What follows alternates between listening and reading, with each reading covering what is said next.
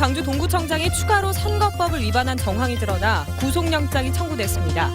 유두석 장성군수도 불구속 기소되는 등 선거법 공소시효가 2주밖에 남지 않으면서 검찰의 선택에 관심이 모아지고 있습니다. 세월호 침몰 원인을 제공한 청해진 해운의 김한식 대표가 1심에서 징역 10년을 선고받았습니다. 무등산 국립공원의 국가지질공원 지정 여부를 놓고 실사가 진행된 가운데 전망이 밝을 것으로 예측되고 있습니다. 광주에 단 하나뿐인 예술고에 국악과 한국화 전공자가 미달되는 사태가 발생해 전통예술의 명맥이 끊길까 걱정되고 있습니다.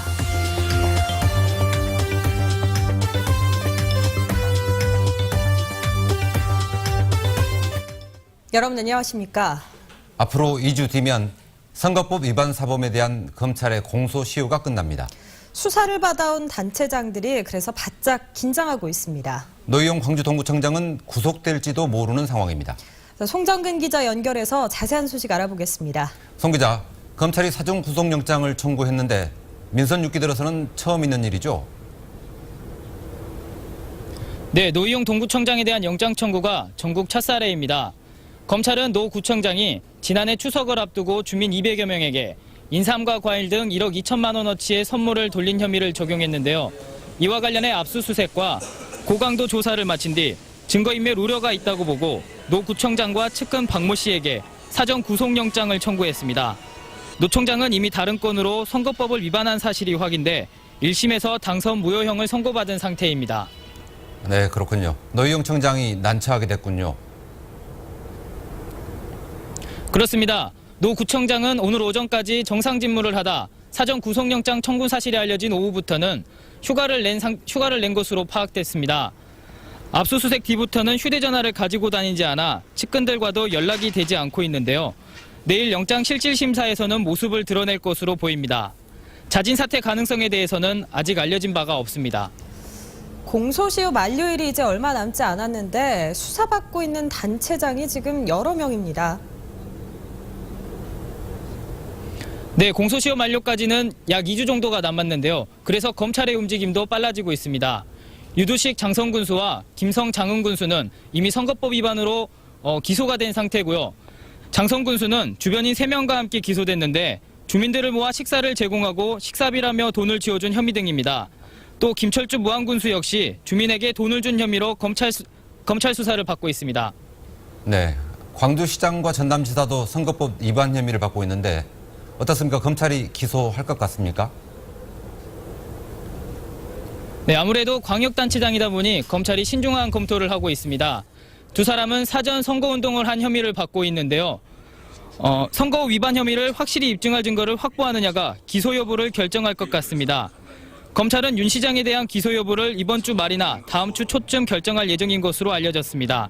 지금까지 광주지방검찰청에서 MBC 뉴스 송정근입니다. 다음 소식입니다.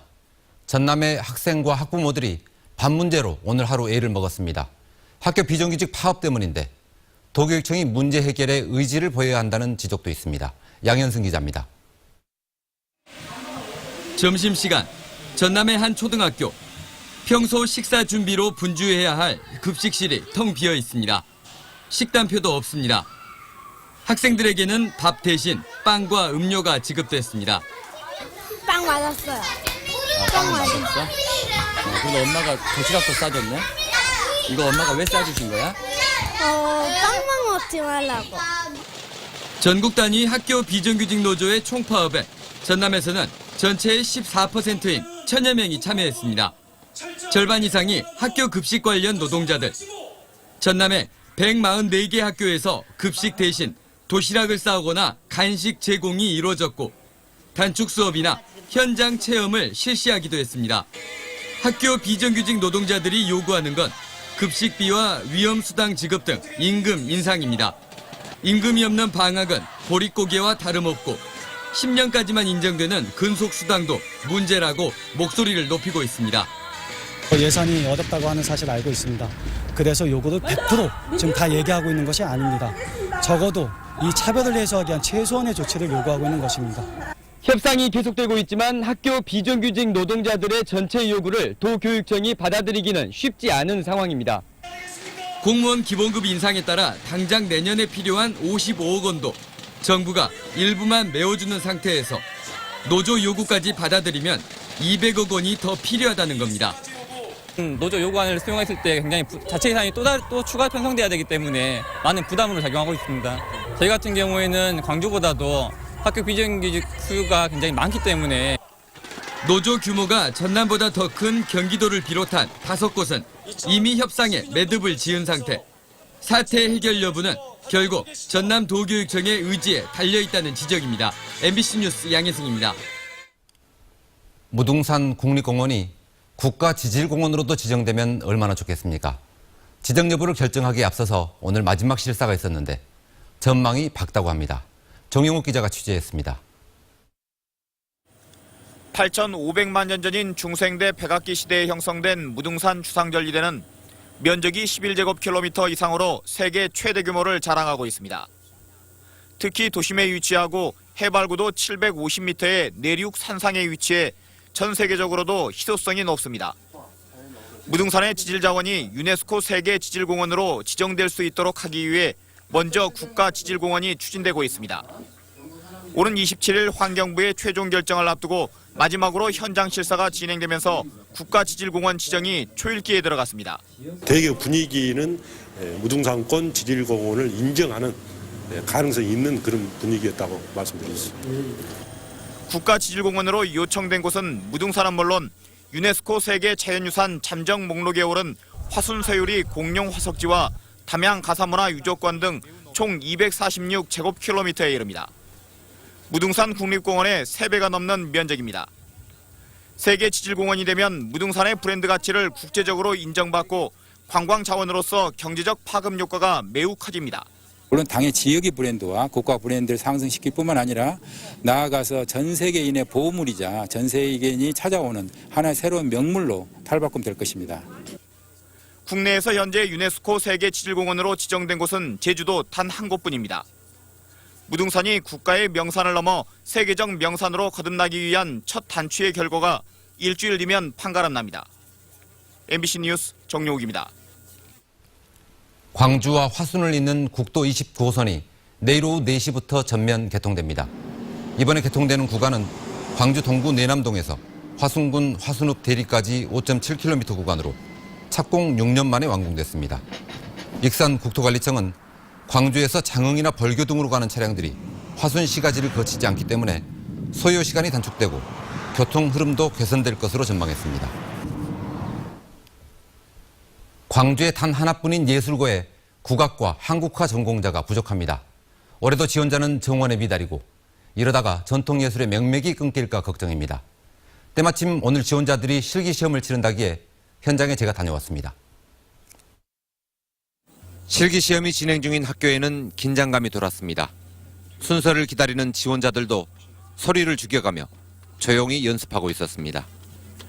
음악과 미술, 무용 등 5개 과의 신입생 정원은 175명. 올해는 192명이 지원했습니다.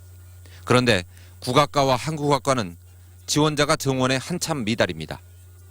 대학 가는데 진로는 아주 좋은 대학을 선택해서 갈 수가 있는데 졸업 후에 직업을 선택하는데 진로가 조금 더 불투명하기 때문에 아무래도 시험을 마친 학생들을 만나서 진로에 대한 생각을 물어봤습니다. 시립이나 도립국악단에 들어가는 걸 최고로 쳤지만 그게 아니면 다른 길이 뚜렷해 보이진 않았습니다. 국악단 들어가는 거 말고 다른 진로는 없습니까? 그 판소리 꼬마애들한테 알려주고 싶어요. 한국화 전공의 경우는 전업 작가가 되더라도 생계를 장담하기 어려운 게 요즘의 현실입니다. 먹고 사는 문제를 해결할 수 없다라는 말씀입니까? 그것은 가장 현실적인 것이죠. 현실적인 것이기 때문에 불투명한 진로 때문에 지원자가 적고 그러다 보니 입학은 쉬워졌습니다. 이 학생은 시험 전에 7달 동안 해금을 배워서 예고에 지원했습니다. 진로 생각하다가 초등학교 때 잠깐 해가지고 그냥 하던 거 해야겠다 해서 그렇게. 초등학교 때는 얼마나 했어요? 그때도 별로 안 했어요. 이러다간 예술고가 예술을 위한 수단이 아니라 진학을 위한 수단이 되는 건 아닌가 하는 걱정도 들었습니다.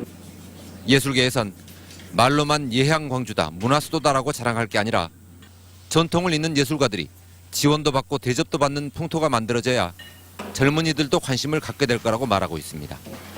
MBC 뉴스 윤근수입니다. 세월호 침몰 원인을 제공한 청해진 해운의 김한식 대표가 1심에서 징역 10년을 선고받았습니다. 나머지 임직원 등 피고들에게는 징역형과 금고형이 선고됐습니다. 김인정 기자입니다. 청해진 해운의 김한식 대표가 징역 10년에 벌금 200만 원을 선고받았습니다. 광주지방법원은 김 대표에 대해 업무상 과실치사상죄로 징역 5년, 청해진 해운에 대한 배임 횡령죄로 징역 5년을 각각 적용했습니다. 재판부는 김 대표가 세월호 증개축 공사를 주도했고 배의 보건성 악화를 보고받고도 적자를 만회하려 과적과 부실고박을 독려했다며 혐의를 인정했습니다. 또 횡령과 배임으로 회사에 손해를 끼치고 비자금을 유병헌 일가에게 전달해 자금난을 가중했다고 지적했습니다. 업무상 과실치사상죄에 대한 법정형, 또 횡령 배임 등에 관한 양형 기준 등을 종합적으로 고려하여 청해진 해운 임직원과 해운조업 관계자 등 나머지 9명에게는 각각 징역형과 금고형을 선고했습니다. 재판부는 세월호 출항을 허락했던 인천항 운항관리실장에 대해서는 근무한 지 얼마 되지 않아 관행을 아는 정도였다며 무죄를 선고하기도 했습니다. 세월호 유가족들은 이준석 선장과 승무원에 이어 또 한 번 세월호 책임자들에 대해 솜방망이 처벌이 내려졌다며 허탈해했습니다. MBC 뉴스 김인정입니다. 10명의 사상자가 난 담양 펜션 화재 사고와 관련해 경찰이 업무상 과실치사상 등의 혐의로 사전 구속영장을 신청했습니다. 담양경찰서는 펜션 땅을 구입하는 과정에서 최 의원이 관여한 점 등을 볼 때 펜션의 실소유주로 판단돼 구속영장을 신청했다고 밝혔습니다. 광주시교육청이 정시 모집에 대비해 수험생과 학부모 등을 대상으로 주요 대학의 전형 특징과 지원 전략을 설명했습니다. 시교육청은 정시 모집에서는 수능 성적 위주로 선발하는 인원이 늘어났다며 수능 성적과 등급을 토대로 지원 전략을 짜야 한다고 조언했습니다. 주말인 모레는 EBS가 주관하는 입시 설명회가 교육정보원에서 열릴 예정입니다. 광주 사회복지 공동모금회는 오늘 동구 국립아시아문화전당 앞에서 사랑의 행복 온도탑 제막식을 갖고 73일간의 모금 활동을 시작했습니다. 광주 모금회는 올해 모금액 목표를 지난해보다 2억 원가량이 늘어난 33억 9,200만 원으로 잡았는데 사랑의 온도탑 수치는 3,392만 원의 성금이 모일 때마다 1도씩 올라갑니다.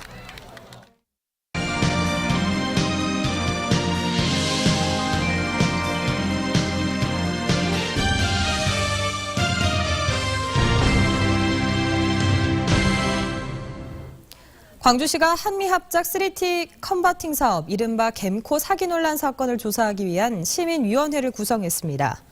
위원회는 시민운동가와 변호사, 언론인 등 12명으로 구성됐고 앞으로 겜코 사업에 대한 조사를 거쳐 손해배상과 구상권 청구 방안을 논의할 예정입니다.